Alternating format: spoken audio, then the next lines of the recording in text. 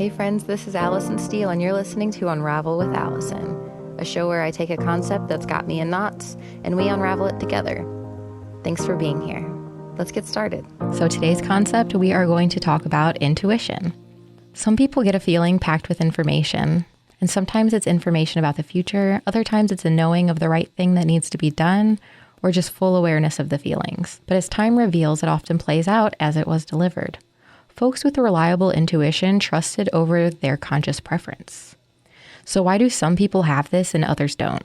I considered myself someone who doesn't have this gift. And I considered it a gift, seeing it as like a primal connection that was factored out of my DNA for some reason. And I still studied it and explored it because I was very impressed by it, even though I didn't think I had access to it. So I feel a lot of feelings, and I express them all before I even understand why. I cry all the time to express sadness, happiness, joy, fear, just about everything. And I process my feelings first through the emotion and then through logic, because I believe that every feeling is linked to a thought, so I feel and then I think. And from the outside, it seems like intuition has all of that, feeling, emotion, processing, all in an instant, and with bonus features. So I studied prophets, Bibles, resonance, energy, universal laws, quantum physics, all trying to understand intuition. But I was trying to understand it from the result that I saw it as. So I started to shift to focus on the process. Those who value their intuition have experienced and reflected upon enough encounters to consider their innate sense of awareness as a reliable decision-making tool. I decided to break down prophetic variability and the scientific method, or an easier way to put it would be your expectations versus reality. So prophecy to me is like a hypothesis or a prediction. Anyone can actually prophesize, but a hypothesis must be modeled and tested to produce the results that will then be considered in relation to the hypothesis. So we evaluate the hypothesis based on our modeling. Did we see what we thought we would see? And with prophecy and intuitive hits, those are proven naturally as they unravel over time and space. Again, the value is derived from the accuracy of the results in relation to the expected outcome. I valued intuition as prophecy, and I really had to start changing that narrative. If a prophecy is like formulating a hypothesis or a prediction, then I can prophesize. You don't have to be a scientist to make hypotheses. You don't have to be a prophet to make prophecies. And so I figured if I can do that, then in some level, I probably am already doing that. I had to really sit and ask myself, how do I prophesize? What does that actually look like? If I have the ability to do it and I'm possibly already doing it, what would that actually look like? The prophecy itself is like a future artistry.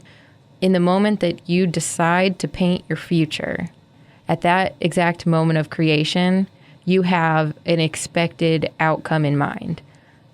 So to me, art is simply the sense of it's the same but different on purpose. It doesn't have to be something big, dramatic, or hold a statement or pack a punch. Just view art simply as the same but different on purpose, and it's beautiful. That's just how this stuff works in my brain. So in my process of this future artistry, in relation to prophecy, I found three major players. There's indifference, passion, and fantastical. And all of these are different ways that I decide to prophesize. So the indifferent prophecy doesn't really impact me much. A passionate prophecy tends to lead to a heartbreak. And a fantastic prophecy gets me excited and lifts me up. The way that this actually plays out is like indifferent prophecy. It's like when you are ordering from a menu. You're pretty sure you know what to expect. Like, I'm ordering this meal. I expect to be delivered this meal. It's pretty straightforward, but you also know that it's not going to look the exact same that it does on the picture. And that's because you've dined in a restaurant before and you know how this whole thing works. So if you aren't held to that belief that it has to look just like the picture or has to taste so specific, but hey, I'm ordering this and I expect something close enough to it. There's a very small energetic exchange there. You're not putting a whole lot into the concept and you don't expect a whole lot out of it, but you know it kind of just is what it is. Close enough in this instant will be acceptable. A passionate prophecy, on the other hand, it just has the greatest potential for deliverance in the most beautiful way. But if it's not cared for, it can also be devastating. And that's why I say it leads to heartbreak, because I didn't really fine tune this bit. So passionate prophecy is like thinking all day about the perfect pizza, like really just looking forward to it, knowing you're going to have it later, getting stoked. And that is all you want. It's the exactness of the expectation of this is what I want and it must be this way. And when it comes, it's going to be great. And I love it. It's perfect. But sometimes that pizza is delivered with your least favorite ingredient. And that's when it comes to heartbreak, is that you relied so heavily on the deliverance, the exactness of the deliverance. And now when you don't get it, it's harder to appreciate what you do have because you were so excited about what you would have. So this has a little energy on the front end. You're thinking about it in bits and pieces throughout the day. So you're, excited about it. You're thinking about it. You're planning your dinner, all in all. So there's like little bursts of energy going into this future feeling. And then you're delivered this pizza and it's not at all what you thought it was going to be. And you can't separate the scenario that you're in with the imperfect pizza to the feeling that you were supposed to have eating your ideal meal. Fantastic prophecy is my favorite. Fantastic prophecy is like an intentional over-dramatization to diminish the overall impact of the deliverance. So I am still going to order a pizza. I order what I like. I kind of know what to expect. So I'm starting from the position of indifferent prophecy of like, there is a mild preference, not that big of a deal. I can still look forward to it, whatever, but it's not going to make or break my day based on how I'm setting this up. It's just a thing that I'm doing right now. To make it fantastic, we really just overdo it on the what ifs. I like to imagine that there's a restaurant manager working at the restaurant that I just placed my order. And they're holding a contest just right now when I place that order for the most beautiful pizza ever made on the entire planet. And the cook who is in charge of making my pizza wants to win. He needs this one. He's got to have it. He is going to make this most perfect pizza for whatever the prize may be. But I just like to sit there and think, okay, my pizza's ordered and this guy is so excited to make it. Oh my goodness, I cannot wait to eat this pizza that he is so excited to make for me. And none of this is actually happening right now. And, none of it's real. But at the same time, I get excited over this pizza, but I'm not tied to the outcome because I'm probably never going to meet this cook. We're probably never going to have a discussion about my meal or anything about it. And it's not like I would ask him anyway, like, hey, did your manager host a contest? Or is this just a perfect pizza? You did great, man. Whatever. I'm just planning on getting a good pizza. Like, I'm planning, but I'm not tied to the result. It's a lot of energy on the front end, and it reduces the impact of deliverance on the back end. Because by the time that pizza gets there, you're so lost in thought. It's like, oh yeah, I did order a pizza. I can't wait to eat this.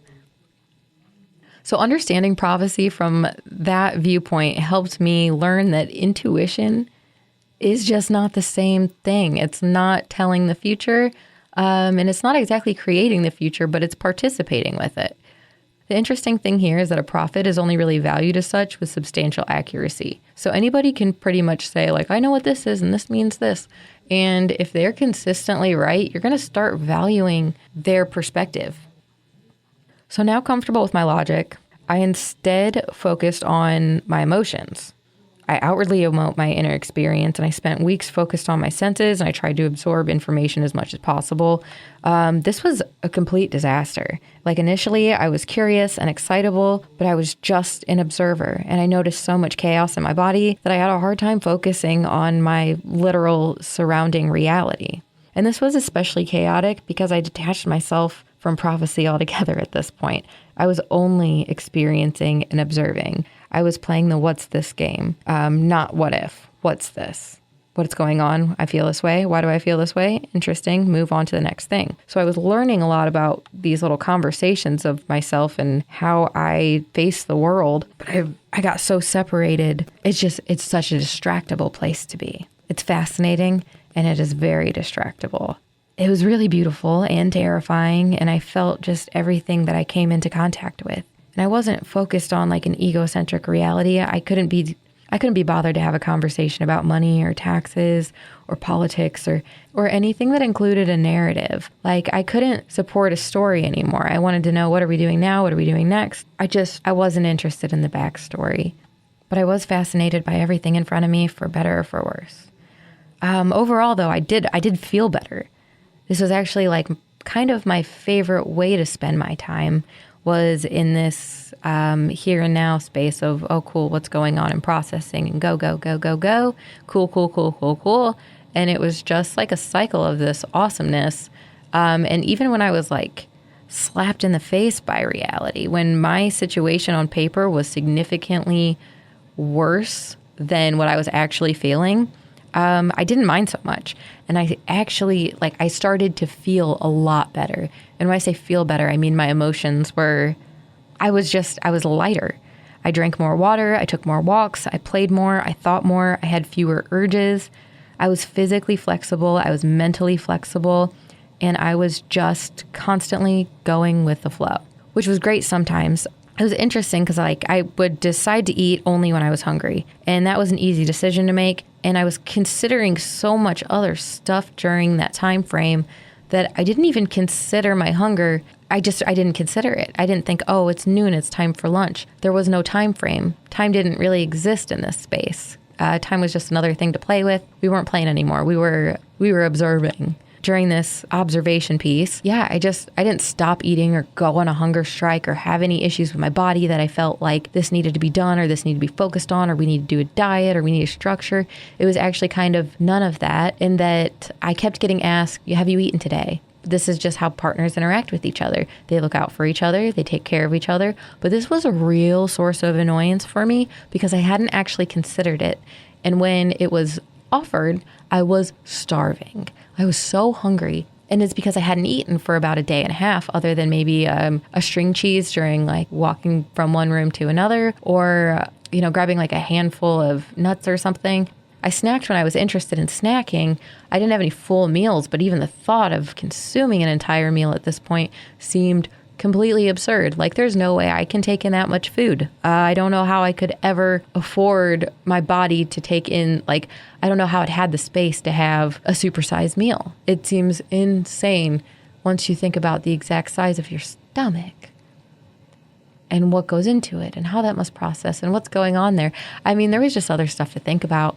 There was better stuff to think about. There was different stuff to think about. And I wasn't hungry. I did not have the hunger. I didn't suffer. It just was until I was offered that I realized, oh, maybe I should partake in this.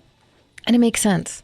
We're not supposed to starve ourselves. We're not supposed to not eat. And it sounds like that's what was going on. But it was like I was in the zone for so long that my body knew that it had reserves to work off of. And in like burning that fat, burning those fumes, kind of eating itself in a way produced just a wild amount of energy for me that was, I wasn't exhausted. I was very, very upbeat and excited. And maybe it was like my body's way of, it was like a final push, like, hey, you got to get back to reality. This is your one last hit. Or maybe it was the opposite of that, like, hey, you don't actually need this stuff. Anyway, these are where my thoughts took me. I didn't know how to function with it, and I also wasn't trying to consider how to. I guess I just ate a little bit when someone brought it up, but it was frustrating because it was interrupting my thought patterns. No, it was just impressive. It was fun to think these thoughts, and I haven't thought these thoughts in a long time. I haven't been this curious about myself or my body or my experience in a very, very, very long time. Another thing that I found interesting was that my comfort zone seemed unsuitable. Like there were just revealing inconsistencies that didn't make any sense. I wear a fitness tracker on my wrist every day, a smartwatch, whatever. I call it a fitness tracker because that's what I focus on is, how many steps did I take today? What was my sleep score? All that kind of stuff. But it sends you alerts and all that kind of stuff too of, hey, get up and get moving, this and that. Great job. You burned a bunch of calories. Those kind of messages, hey, you just burned a bunch of calories. Those would pop up when I was doing nothing except panicking in my seat for about 20 minutes. I was sitting completely still in like complete panic attack mode where I look completely okay on the outside, but I'm having a full entire breakdown on the inside. And my watch says, congratulations, pal. You did it. Keep up the good work. And how in the world am I supposed to trust this thing? Like that makes absolutely no sense. And then there were other times where I would be in that same physical position, sitting still, and instead of in panic attack mode, I am in deep thought. And this deep thought is oh, what if this, what if that, what about this, if we did it this way, if we flipped it on its head, how would any of this work if it was this type of different, whatever it is. I pick a thought and then I lose it. I just take off. My brain is going a million miles an hour, and I am so intrigued by my thought process that it's like I'm like my jaw is slacked, staring at a wall before someone waves their hands in front of it like, hello, are you still with us? And I'm frustrated and pulled back that I'm like, yeah, dude, I'm just thinking some thoughts here. But it is so disturbing to other people to be in that zone of like real, true, deep thought that gets you carried away with yourself for who knows how long, because I get cut off early because it looks really creepy to sit there motionless with your eyes open and your jaw open. And I mean, I can even tell my eyes are moving back and forward. I'm so lost in this thought process that it has to just look terrifying. But even that too, that leaves an imprint of me in my comfort zone being met with like, oh my God, what's wrong with you? And my only response is nothing. I'm just sitting here. And then, it's weird. It's weird to be sitting there looking like that, behaving that way, acting that way. And it's important to at least acknowledge the fact that it's just weird.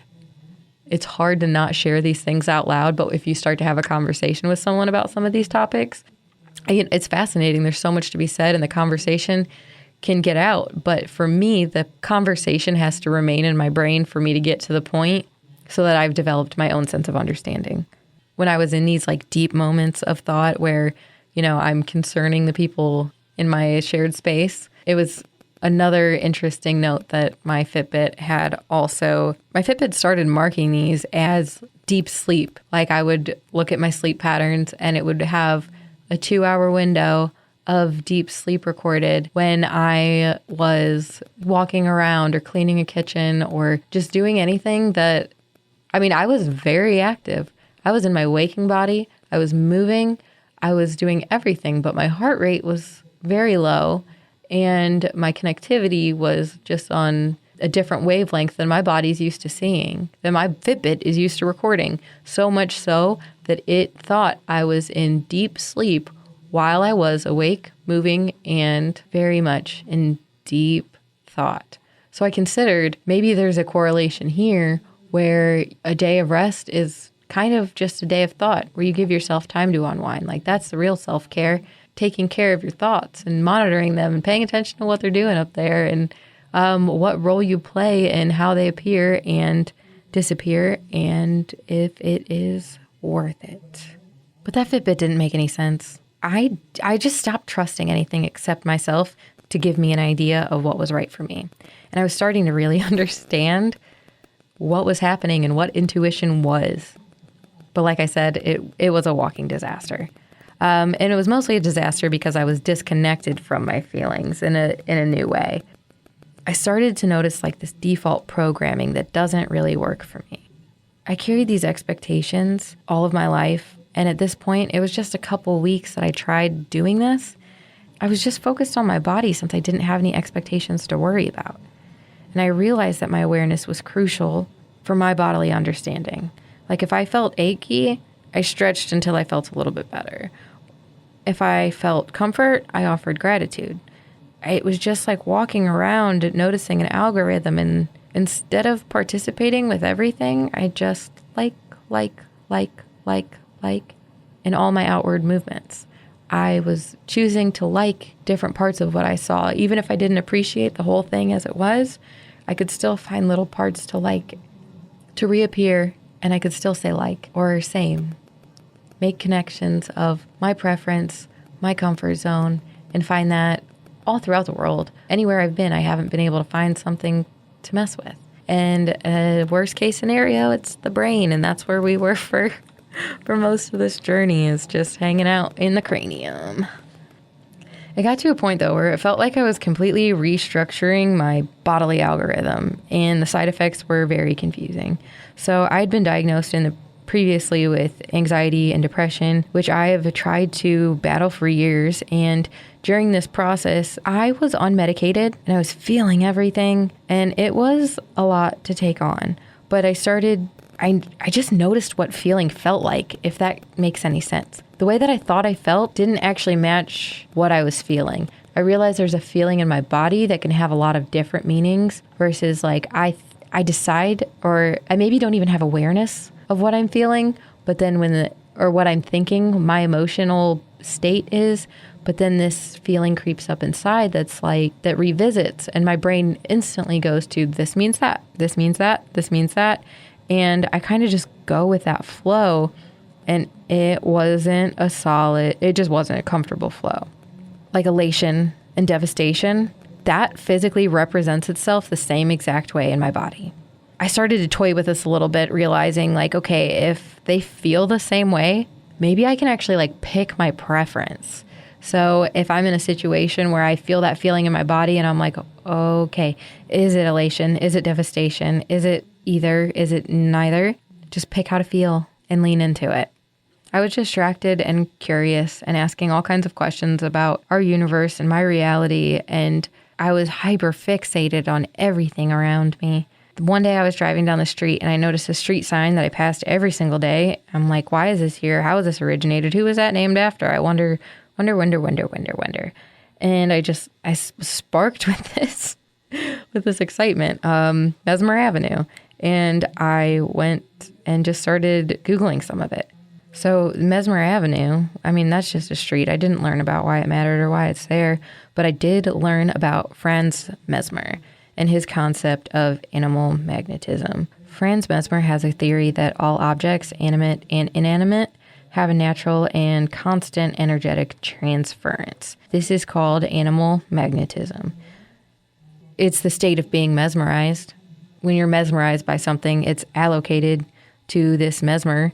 And it's just insane that I learn about mesmerization by my own state of mesmerization.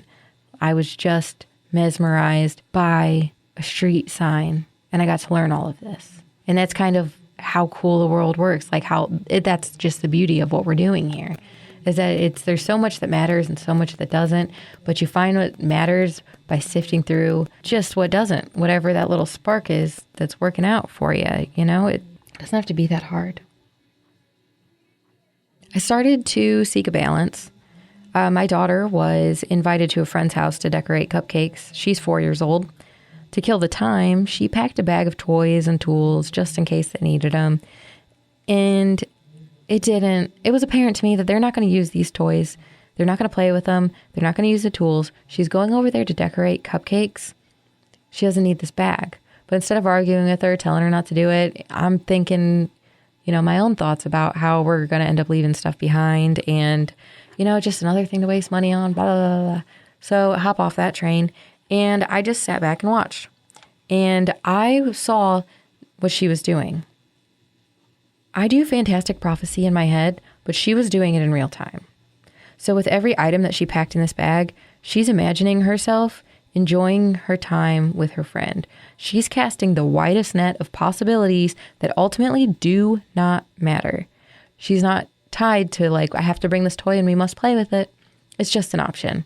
But we're going to be playing, so, let's factor in some options here. That's all she's doing, is just casting in the widest net of possibilities that don't matter.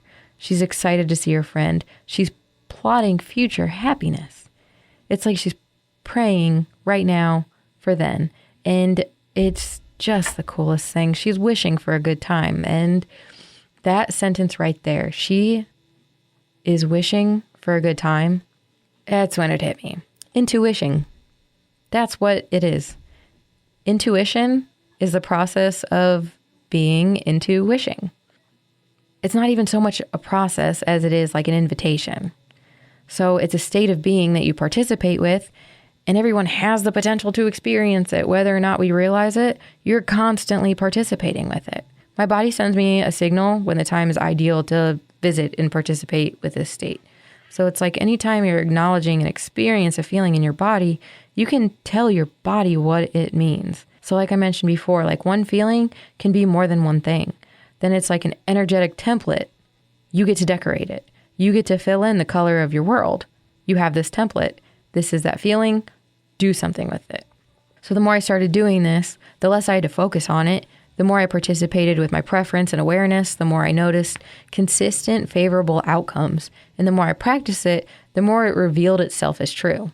If your awareness is not drawn to your feelings, your body will send a predetermined coding to transmute the energy. Basically, whatever you typically think is what your body is going to tell you to keep continuing to think. Those thoughts will redeliver and redeliver the more time you spend with them. Your brain is already associating these physical things with what you're speaking and thinking. Your brain makes these connections for you and tries to process it in real time to keep you consistent. And if you're not consistently monitoring what's going on there, it just doesn't take very long to get into a pit of despair that seems really hard to get out of. When you're not being mindful of your body and compelling thoughts, you just let the system run itself. So, for a great example of this, one of my days with low clarity, I got to see firsthand how my thoughts will run off with my feelings when I am not connected. When I was pregnant with my first kid, I got told that when the baby kicks you, it's going to feel like gas bubbles. And when you're pregnant, everybody asks, how's it going? How's mom doing? How's baby doing? Can you feel the kicks? Can you do this? Are you going to do that? What's your birth plan? You talk about this stuff all the time. And I didn't get that feeling. I saw my baby kick, but I didn't have anything that was closely related to what I thought gas felt like or whatever. But I could see a footprint coming out of my belly button, and it was just it was cool, but it wasn't what I was told it was. And then I was pregnant with my second kid, and I felt gas bubbles. I was like, oh, this is what I missed the first time. This isn't gas bubbles. These are baby kicks. And my stomach wasn't big enough to realize they were baby kicks. I couldn't see the footprint anymore, but the structure of my womb was literally different between the two kids. One had excessive fluid, the other one didn't. So I got to feel it more with that second because there was just, there was less space for that impact to get lost across. Cool stuff. Anyway, not the point of the story. Point of the story is I am in this, week of hyperfixation, focused on the body, whatever. I forgot all of this stuff about the baby and the gas until I was driving one day and I felt a kick and I was already in a bad mood and I didn't have much clarity. And I just knew what I felt. And I was like, oh my gosh, please no. I don't want another kid. I can't handle another kid. Why did I just feel a kick? This cannot be real. Genuine, absolute, complete terror. And then I realized I was on my period. I have not participated in the activities required to initiate conception, and I'm actually just gassy. But I knew all of those things, decided all those things were true. My body knew I decided all of those things were true. When I felt that feeling, it gave me what I knew was true, and look what I did with it. I set myself into pure terror, pure panic mode for honestly a good few seconds that I genuinely I just was having a bad day. And my first thought was that I'm probably pregnant. And I believed it to be true, even though there was no evidence to support it. There was nothing other than my experience to validate it because it wasn't real and it's not real, but it was so real. You would have thought it was true. I absolutely believed I was pregnant for those 12 seconds. It's amazing what your brain will take off with when you're not paying attention to what it's doing. So I just questioned all of it at this point. I got back to the anxiety and the fussiness of that. Nobody wants to live with anxiety. And it's something when you get the diagnosis, when I got the diagnosis, it didn't make sense for me. So I was young and told my mom my stomach felt weird and I didn't like it.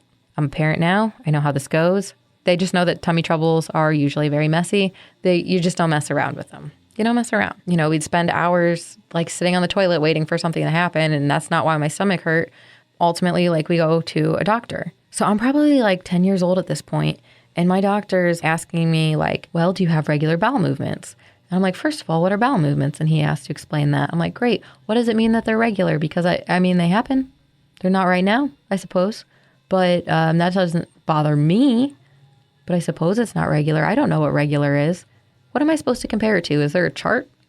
How are we even supposed to know this when a doctor asks us these things?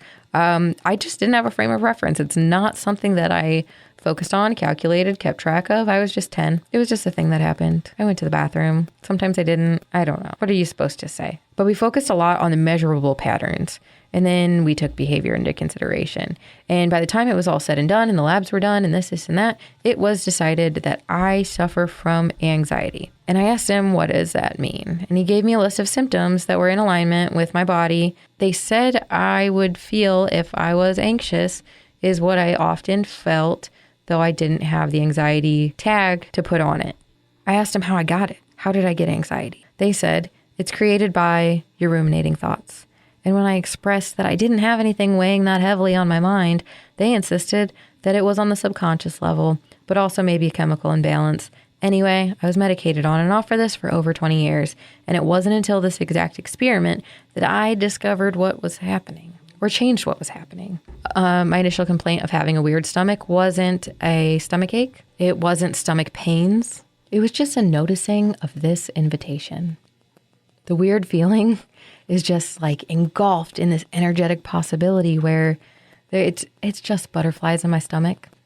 That's what people talk about, and that's what I can compare it best to. Butterflies in your stomach is what I complained of because I didn't know what it was. I was curious about it and just noted that it felt weird, and I got hit with the anxiety tag that I chose to carry through all these years, but I didn't know any better. I didn't know any better at all. I didn't know what to do with it. But it's just butterflies in your stomach. And when you think about the impact of the butterfly effect, I mean, it's worth exploring. For most of my life, I considered this feeling to be anxiety, but when I had time to notice it, and it insisted on being noticed, it was bad and dangerous and unhelpful, and it hindered me from fully participating in my life. When I was hyper-focused on my body, I realized that joy and fear both feel the same way, butterflies. They always have. But I never noticed it because I was too busy participating with it. When I am out and about having such a great mood and I'm having a blast with my friends, I'm just thinking about what we're doing. When I'm having a terrible mood, I don't really consider about how I feel either. I kind of just get lost down the mind rabbit hole of like, what's going on and why? This time I just participated with it. I slowed down and noticed it enough to realize these connections existed. I saw how anxiety showed up when I didn't have an outcome in mind. That was my danger. I saw how my first initial future thought of what's next was typically awful. And I started to put this all together and I feel anxious. I stopped calling it anxiety. I've got a case of the somethings. That's what we call it now. I'm in the driver's seat. My anxiety is just another case. So we're going to crack it open and see what's going on. There's an uncolored template in here. It's my responsibility to mindfully alter that surface. I acknowledge the butterflies. Something is going to happen. And then I start turning it into a what if scenario. Fantastic prophecy, because that's my favorite. We're going to go on override on the front end because you've got all this energy to expel. So you use that energy in the front end to kind of boost us into where we want to be. But again, we're not tied to where we want to be. We're shooting for the mood and not the actual outcome, because the mood is going to like kind of whirlwind you to the next phase. So if my first thought is typically horrible, I just default that to the worst case scenario. And then I start to build upon with extravagance, big wishful alternatives. And usually I'll play this game with myself until the feeling disappears, or I just like feel lighter and flexible after just thinking with myself for a while, just having these little conversations back and forth of this feels this, why does that feel that? Whatever. You got to talk to yourself. Now I no longer question if intuition is divine or reliable information. I thought intuition was something that you either have or you don't. Like most things in life, it's important to acknowledge that it's available for exploration. And it's important to explore what something means to you until it sits right with you. And when I restructured my body with all these new conceptions, untethered to an outcome, I really began to live freely. My butterflies are an intuitive notion that there's energy available, and I get to decide how to use that. And when I practice it, I discover that it shows up exactly how I told it to. We have to stop lying to ourselves.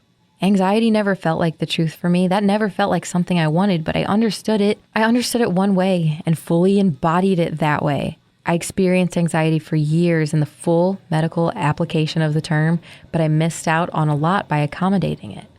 And I still fall back into old patterns, but I'm reminded with every butterfly that it doesn't actually have to be this way. I prompt my mind with a new idea, I practice it, I reflect, and if it's worthwhile, I continue to integrate until the algorithms offer me an echo chamber of peace. I stopped telling myself what I thought was the truth. Every notion of this must be that was now countered with what else could it be? Or what if it was like this? Until I'm freed from the residual bitterness that accompanies the feeling from years of untruth that were embedded as exactness. This is not a state of existence. It's a state of being. It's not a gift. It's a learned skill that is developed. And until you spend time with it, you don't get to develop it.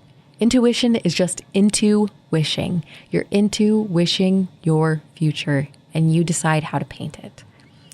Now, back to the beginning here, there was a piece of the intuition puzzle that was tied to divinity or future telling or outcome prediction. And that's why I started with prophecy.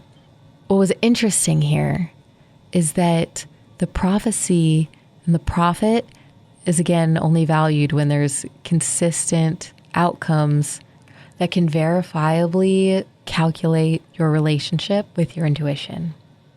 Just lived experience, trying new things and reflecting upon it, deciding what things mean. This is all that we're actually doing, but we usually let our bodies do it itself. If we hadn't spent time building this relationship with our intuition, we really don't get to participate in that. So I wonder, are people telling the future or are people planning it? Are we creating it literally in this process? I'll leave you with a story about The Simpsons. There's this idea out there that The Simpsons, the TV show that's been on TV forever, predicts the future. You can look this up anywhere. There's just a lot of weird scenarios where The Simpsons put out an episode and then like 5 years down the road, the thing that they predicted, which was so outlandish at the time that they aired it, it would never expected to become true. But then 5 years down the road, like I said, it is true. So how does this work? I spent a lot of time wondering about this, if The Simpsons predicted the future or if we created the future based on what The Simpsons created for us. And, we watch the episode and think about it all day or have this water cooler talk or let this intuitive process develop in real time without us noticing it, but doing it on such a large scale of a show that's been on TV for so long and a following that is just absurd. And all of these people are left with the impression of that episode that we think about it so often and so consistently or bring it up in our little thoughts. Or what if we are creating that reality? What if we're sending those vibes out there just by thinking about it and continuing on that initial narrative that we are not only are continuing the narrative, but we are now the authority figure in its creation. We bring it into reality. They may have given us the option to consider it, but our passion backing it actually brings it into reality. It makes it happen because people talk about it. People think about it. And then it just happens. The entire day that I thought about this, I kept thinking about how I look at karma. And I don't think it's very close to the TV show, My Name is Earl. I used to think that was dumb because karmic restructuring, I imagined, happened over long periods of time and big years and big stretches. And, if we kind of go back, reincarnation, you're reincarnated into the new body, and then the new body has to deal with all the karma that we have collectively created here. Or, just don't make it worse for anybody. And then you don't have new karma to break down. But, in some ways there are these little karmic bubbles that we use each other to break down. When you're going through something and you have somebody to open up to and they just see you for who you are and they don't have anything to say about it, you don't actually continue the narrative anymore. What you just did in that moment was meet it with peace. And that's important because it's you're dissolving your troubles. They're going away. They're met with peace. You don't have to revisit it. You don't have to work hard to find it. You just shared a moment with somebody and that was delivered to you. That bubble popped. I've looked at karma like these bubbles. Now, instead of looking at this 1,000-year structure of karma and doing the right thing and coming back and, as a new thing and trying it again or experiencing life in a new way, I don't really look at it. I don't look at it that way because I'm doing it constantly already right now. Constantly. To where I see a picture of me as a kid and I say, that is 1,000 lifetimes ago. Because I've been doing so much and thinking so much and being so much, and I have not considered my character development because I don't look at myself as a character. I'm a beer, I'm a doer, and that's what we're being and doing out here. And in that way, I get to have all of these lives, all of these experiences, all of these major impactful moments that come and go and are fleeting. And these little bubbles pop. And with every bubble, karmic bubble that pops, it's like I get a new outlook on life. And anytime I strive for a new outlook on life, I find one. I have a tendency of slipping into this mentality of midlife crisis. And this is like a 45-year-old dad move. So how does this work? Why have I felt like I'm in the middle of a crisis, a midlife crisis? Something's got to change. I got to get out of here. What's going on? I can't believe this is my life. If this is what it is, might as well buy a sports car and enjoy it while I'm here. It is just all that kind of energy that sneaks up on me every so often. I relate to the midlife crisis. And I like to think in a small window that reincarnation happens at this level. That every time I feel like I'm having another midlife crisis, that maybe I'm just having a crisis in the middle of that life and we flip the coin and do something new tomorrow. They say that like every day you wake up and it's a new day to be someone different. But when you actually try to do that, it gets met sideways with people who know your character and expect your character to sustain itself. It's kind of hard to do the inner work when you don't share it with your outer realm. I'm having this moment of understanding how this karma works for me and how I get to pop bubbles and try new lives and go on and experience it. But as I'm thinking about this, all I see in my mind, this is my imagination I'm working in here, and I already have this bubble concept, and I'm already thinking about The Simpsons. So it's like my brain squished them together to where the bubbles, these little karmic bubbles that I imagine like fizzle out and pop like a soda pop, they just go away. Now they're yellow. And usually my thoughts don't deliver its own content. Usually like it's a call and response kind of thing where I'm like, oh, what about this? And then I see this. Oh, what about this? And then I see this. So I'm thinking about this, considering this, and then it delivers me a yellow bubble. At this time I was smoking cigarettes. I would open the filter after a cigarette just to look at how nasty and yellow it was. And I assumed that this was probably like a good mark for me to stop smoking cigarettes, that my next karmic bubble would be the cessation of smoking, because it obviously doesn't help. And I just imagine how nasty and yellow everything gets. I go home that night. My partner asks me if I've heard about the new episode of The Simpsons. So I wondered, I hadn't seen it, and I hadn't talked to him about The Simpsons, and he had no idea that I was like even considering this concept, especially for the last couple days. But here we are. He asked me if I've heard about this new episode because he saw on Reddit that a lot of people resonated with it, and I'm intrigued. So he wants to watch it, and I'm all for it because I don't expect any answers, but I'm like, this is just so funny that I was thinking about it all day, and here it is again, delivered on my doorstep. We start to watch the episode, and I tell you what, Marge is absolutely flabbergasted about, like, she's having this fever dream of her being sick, and the kids are growing up too fast, and it starts like the opening scene is just like the kids doing dangerous stuff that they shouldn't be doing and her try to protect them. And then there's a bubble that starts to float, like a bubble. They were playing in the yard and their bubbles were floating because they were playing with them. And I'm like, oh my gosh, this is the yellow. This is the bubble. And I paused it. I looked at my partner and I'm like, listen, I'm just going to call it out right now. Every single thing that happens in this episode is exactly what I've been feeling lately. I don't need to watch any of the rest of it. I know exactly what's coming next. I am predicting The Simpsons after spending all day wondering how Simpsons predictions find their way into our world, and I just did it on my own. So we watched the rest of the episode, though, and I am right. She's in a full-on fever dream fit about how her past works and everything, and it's just so funny how this kind of bubble concept worked its way into it. But it did. It absolutely did. I don't think that somebody working for The Simpsons has some underground information and they know something that we don't, or even that my grand theory that we may be predicting The Simpsons or creating The Simpsons predictions. I don't know. But it's important that we start thinking about something else, considering something else. If you don't feel good, it's okay to try to feel better. And sometimes when you try to feel better, it feels a lot worse. I don't know anything about predicting the future. I know that when I decide of the outcome, when my intuition hits, I do not trust that as divination. I do not trust that as the future. Even though sometimes it plays out that way, That just factors back into that passionate space of prophecy that leaves me devastated when my outcome is not met as I expect it to. I don't do it anymore. And the indifference, I do it all the time. This is my micro action. This is every single tiny little thing that you do. This is your time to have a perfect fantasy. Stretch the limits. Decide exactly what you're willing to live with and just like double down, shoot beyond it. When you decide what you're willing to live with and you expect it, when it comes in below that bar, it is really hard to face. When you shoot beyond your expectations, it's such a grand level that it does not matter. It's almost unrealistic for it to play out that way. And there is immense comfort in that, in knowing that you overshot it, not tied to it. But if it was a good time and you learned something new or played around with new ideas like The Simpsons creating the future or having any karmic resonance, who knows? I really don't, but I decided I do, and it's a little bit more fun this way. Thanks for listening to another episode of Unravel with Allison. If you have any feedback, questions, want to chit chat, or stay up to date on new releases, follow me on Instagram at Allison K. Steele. Let's keep in touch. Again, thanks for listening, and I'll catch you next episode.